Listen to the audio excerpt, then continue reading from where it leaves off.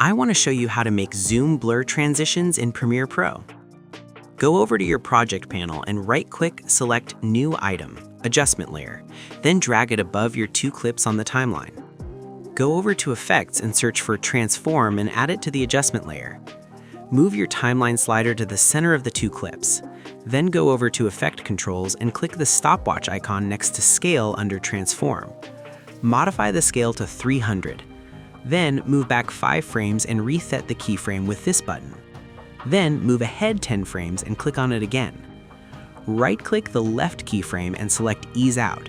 Then right-click the right keyframe and select Ease In. Now expand scale and click and drag this blue dot to the left like this. Highlight this dot now and drag it to the right so your curves look like mine.